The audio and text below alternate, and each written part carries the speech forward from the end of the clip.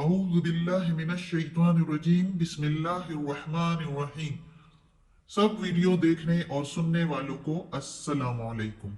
हमारे चैनल के प्यारे व्यूअर्स, आज हम तिलावत करेंगे सूरह आराफ की आयत नंबर 24 और 25 और 26 भी कर लेंगे इंशाअल्लाह, अल्लाह ने चाहा तो। यानी कि आयत नंबर 24, 25 एंड 26 इंशाल्लाह तर्जुमा तफसीर के साथ तिलावत करेंगे। तो चलिए शुरू करते हैं आज का सबक। लेकिन शुरू करने से पहले चैनल को सब्सक्राइब करें और बेल नोटिफिकेशन को ऑन करें ताकि अगली वीडियो आपको आसानी से मिलती रहे, और हो सके तो शेयर भी करें ताकि ज्यादा से ज्यादा लोग देखें, आपको भी सवाब मिले और मुझे भी। तो चलिए शुरू करते हैं आज का सबक। औज़ु बिल्लाहि मिनश शैतानिर रजीम बिस्मिल्लाहिर रहमानिर रहीम। काल अहबितु, काला कहा, यानी अल्लाह ताला ने कहा, अहबितु उतरो, बादुकुम बास तुम्हारे, लिबादुन बास के लिए, यानी तुम एक दूसरे के लिए, अदून दुश्मन रहोगे, वलकुम और तुम्हारे लिए, फिल अर्ज़ जमीन में, फी के मीनिंग में अर्ज़ जमीन, मुस्तक़र्रुन ठिकाना है, व मताउन और सामान है या नफा है, इलाहीन एक वक्त मुकर्ररा तक, इला के मीनिंग तरफ, हीन वक्त मुकर्ररा।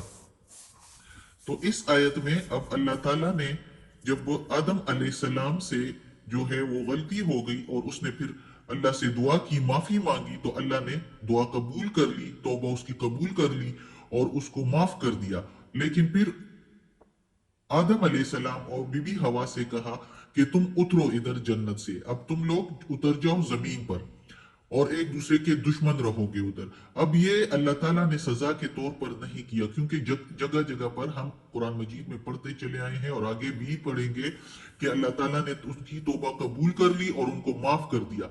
लेकिन ये चूंकि अल्लाह ताला ने हजरत आदम अलैहिस्सलाम को जो है जमीन पर अपना नायब बनाया था, नायब बनाने के लिए पैदा किया था, तो इसलिए उनको जमीन पर उतरवाया और फिर उनसे कहा कि उधर तुम्हारा ठिकाना है, ठिकाना है और सामान है एक वक्त मुकर्ररा तक, जो कि तुम हासिल करोगे, उससे फायदा उठाओगे और रहोगे जमीन पर। फिर जब वक्त मुकर्ररा पूरा होगा, हर इंसान का यानी मौत का वक्त आएगा, तो वो उधर से उठा लिया जाएगा, या जो है जिस तरह की कयामत आ जाए वो भी एक वक्त मुकर्ररा पर आएगी।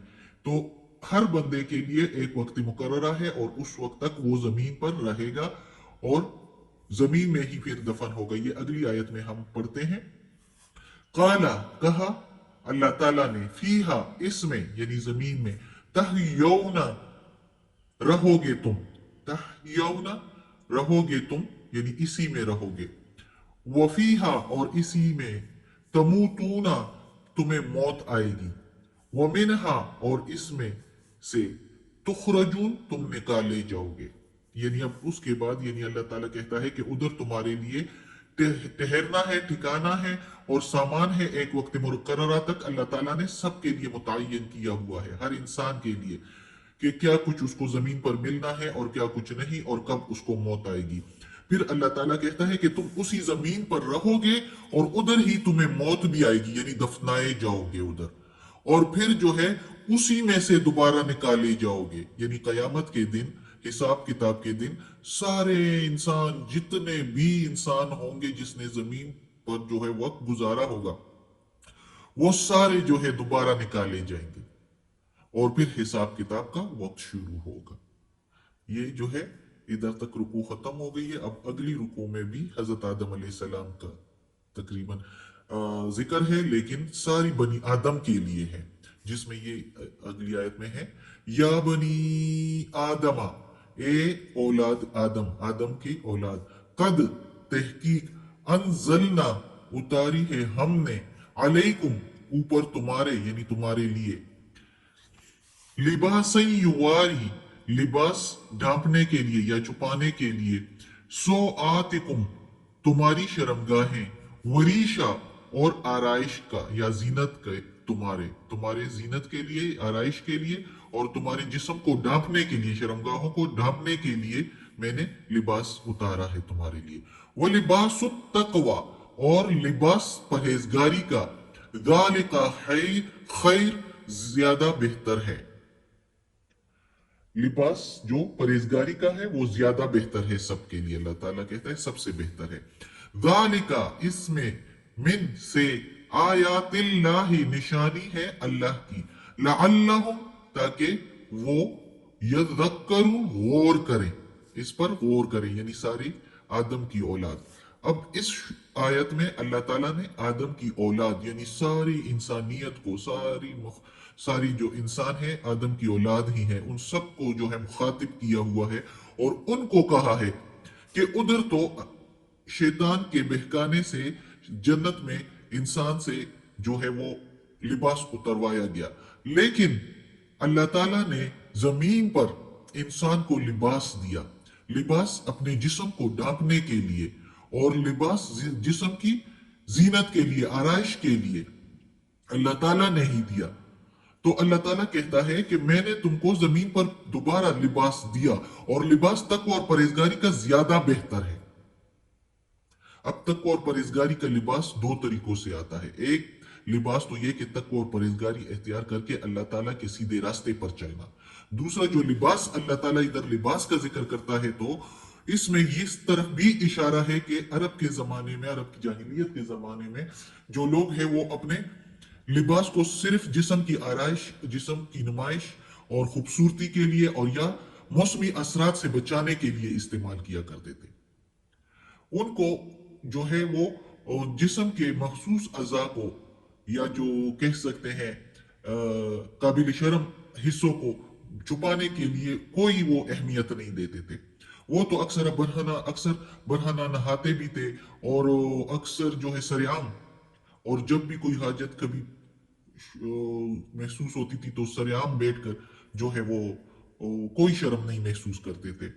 تو اللہ تعالیٰ نے, اور یہ تو چھوڑے حج کے دوران بھی وہ جو ہے برہنہ طواف کیا کرتے تھے اور اس کام کو وہ جو ہے اپنی مذہبی اور زیادہ جو ہے عزت کی نگاہ سے اسے دیکھا جاتا تھا. مرد تو مرد, عورتیں بھی ان سے زیادہ آگے تھی, ننگے جسم پر وہ حج کیا کرتے تھے. استغفر اللہ. اور اس کو وہ اپنی مذہبی فعل کہا کرتے تھے کہ یہ ہمارے مذہب میں ہے اور اس کو عزت کی نگاہ سے بھی دیکھا جاتا تھا. تو اللہ تعالیٰ نے کہا کہ نہیں, لباس تقوی کا زیادہ ضروری ہے. اور یہ جو ہے پھر اللہ تعالیٰ نے صرف عرب والوں کے لیے نہیں, ساری دنیا میں لوگوں کو اگر دیکھا جائے تو ساری دنیا کے لوگ اس بات میں جو ہے وہ کے اثر میں ہے کہ لباس کو بہت مختصر وہ دیکھتے ہیں. وہ اس کو صرف اپنی ضروریات, نمائش اور موسمی اثرات سے بچانے کے لیے یوز کرتے ہیں, ورنہ تو اس کی ضرورت بھی وہ محسوس نہیں کرتے. تو اس لیے اللہ تعالیٰ نے کہا کہ لباس تقوی اور پرہیزگاری کا, تقوی اور پرہیزگاری کا لباس کیا کہ مرد جو ہے وہ ریشمی لباس اور چمکیلے کپڑے نہ پہنے, جبکہ عورتیں جو ہے وہ بھی جو ہے وہ سی تھرو کپڑے نہ پہنے, یعنی کہ جس میں جسم نظر آئے وہ والے کپڑے نہ پہنے. اور لباس تقوی کا زیادہ بہتر ہے کہ یعنی اپنے آپ کو ڈھانپ کر رکھے, عورتیں بھی اور مرد بھی اپنے لباس کو صحیح طریقے سے جس طرح کے شریعت میں ہے اس کے مطابق جو ہے, جو اللہ کے احکامات کے مطابق ہے اس طرح کا لباس پہنے.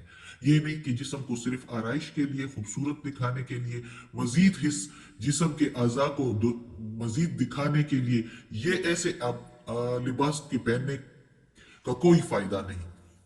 تو اس لیے اللہ تعالیٰ نے اس جگہ پر لباس التقوی, تقوی کا لباس یعنی پرہیزگاری کا لباس زیادہ بہتر ہے. اور وہ کون سا لباس ہوتا ہے؟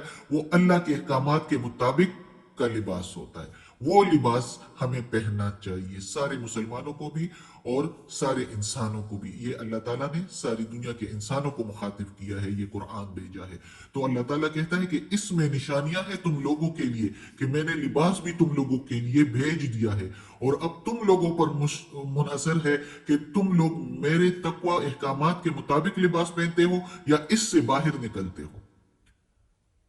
تو اس کے لیے اللہ تعالیٰ نے کہہ دیا, اور اس بات میں یہ نشانیاں ہیں اللہ تعالیٰ کے لیے, اللہ تعالیٰ کی طرف سے. اور اللہ تعالیٰ کہتا ہے کہ اگر تم غور کرو تو اس میں تمہارے لیے فائدہ ہے. تو اللہ ہمیں توفیق دے کہ اللہ کے احکامات کے مطابق ہم سارے کام کریں. آج کا سبق ختم ہوتا ہے. صدق اللہ العظیم. اور یا اللہ، یا پروردگار، یا رب العالمین، یا مالک یوم الدین، یا اللہ کل شیء قدیر. یا اللہ، یہ ترجمے سے تلاوت کی ہے تفسیر کے ساتھ. اس تلاوت میں زیر زبر پیش میں تلفظ میں تفسیر میں کوئی غلطی ہوئی ہو تو یا اللہ معاف کر دینا. تو غفور الرحیم ہے، رحمان اور رحیم ہے. یا پروردگار، یا رب العالمین، ہمیں اپنے نیک اور صالح لوگوں میں شامل کر دے اور ہمیں عافیت والے معاملات دے. ہمیں اپنے نیک اور صالح لوگوں